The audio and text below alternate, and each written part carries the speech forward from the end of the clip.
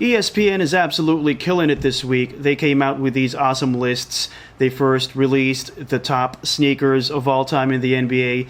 Then they released the bottom sneakers of all time in the NBA. And just recently, they listed the top 74 NBA players of all time. And they released it in 3 batches. And just a few minutes ago, as of the recording of this video, they revealed their top 10.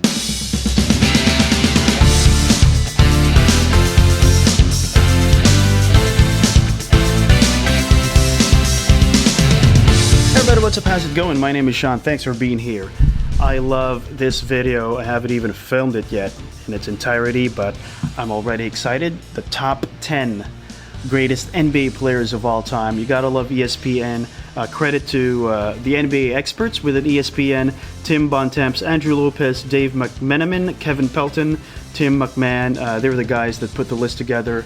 We're not going to cover numbers 74 to 11. We're just going to focus on the top 10 because we don't have time like that.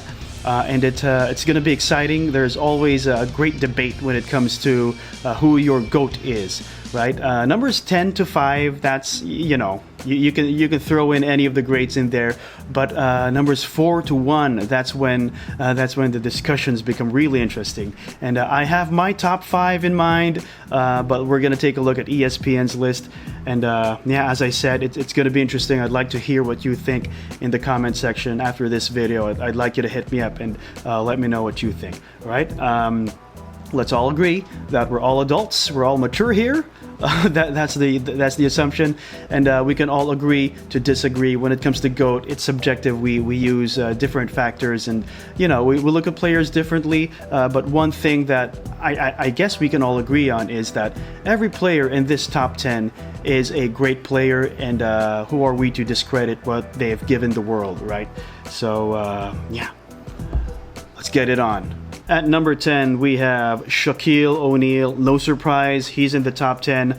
He's ranked at number 10, but I think he could have been ranked higher, to be honest. So it's interesting to see who the numbers, who took the numbers 9 to 1 spots. Shaquille, he played for the Magic, 1992 to 96. 96 to 04, Los Angeles. Then he went to Miami, played there from 2004 to 2008. All right, multiple titles. Probably the most dominant basketball player ever.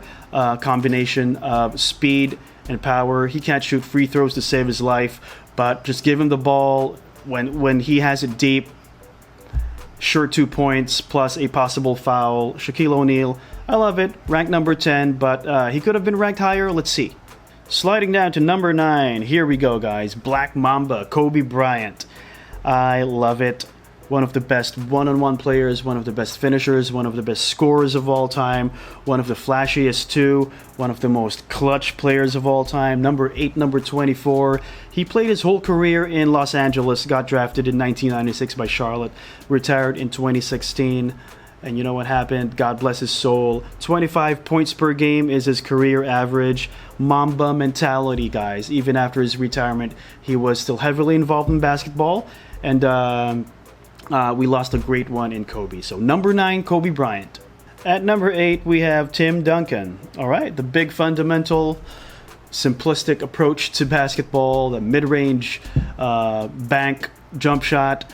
Yeah, he's probably the most boring in the list, but that's not slighting his ability and what he's done for the NBA. He's won multiple championships, but he's been criticized for not having won back-to-back championships. But you know, championships are championships, and he's played almost 2 decades with the same team, so he's loyal, he's dependable.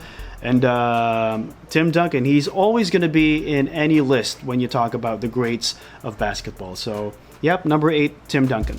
Moving up the list, we are at number 7 now, Larry Bird. All right, it's a little story about Larry Bird and how I relate to him. He was the player that got me into the NBA. You know, one morning I was a young boy, I was watching the NBA, and I don't know, maybe it was part of the halftime show. I couldn't even remember what game was on, but there was some kind of a mini special on Larry Bird, and you know, they showed Larry Bird highlights, Larry Bird interviews, and I said, love the guy, I want to take up basketball. And Larry Bird was the one who really made me pick up a basketball and got me interested in the sport, right? Larry Bird. Does he even have a nickname? You know, I'm old like this, and I've been watching the NBA forever, but I don't know if Larry ever had a nickname like Air Jordan or Clyde the Glide or Carl the Mailman Malone. He didn't have a nickname.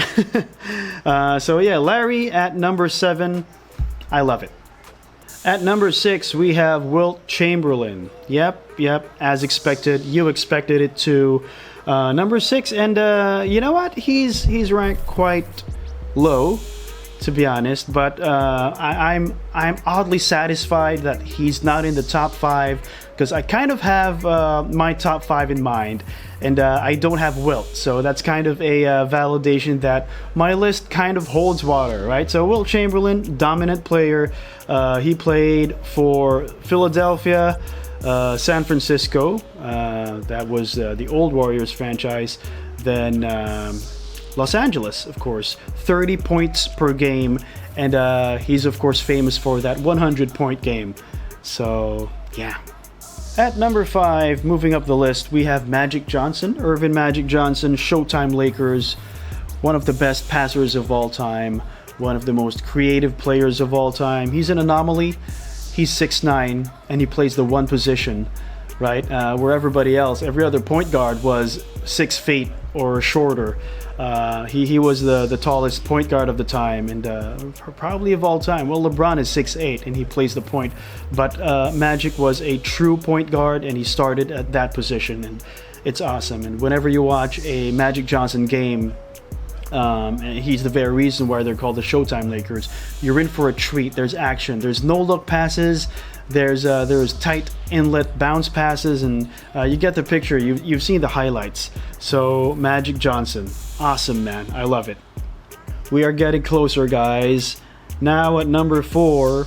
So we've come to this section of the top 10 called the Mount Rushmore. There's 4 spots in that esteemed group, and at number 4 we have Bill Russell. Yeah, we expected Bill to be in the top 10, of course. In the top 5, does he deserve a spot? Yes, maybe. He's one of the earliest superstars, highly accomplished. 8 championships. Does he have 8 championships? Let me just, I want to be sure. He has 11 titles in 13 years. Not 8, 11.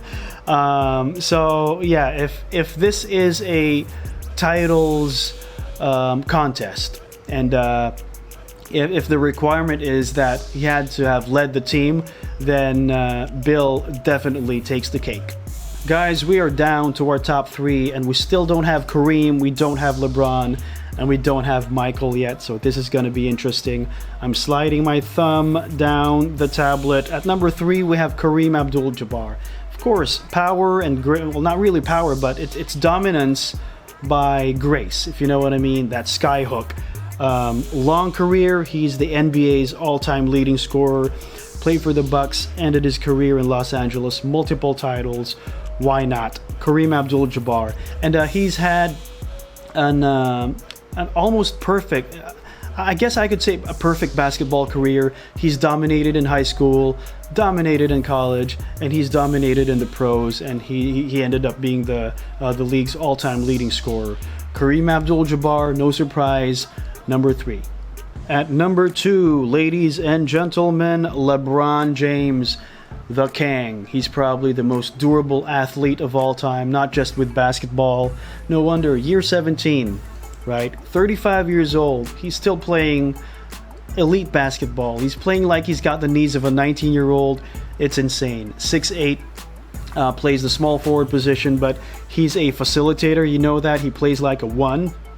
Multiple titles, multiple MVPs, and just a host of achievements and firsts, and a lot of youngest ever records in the NBA, right?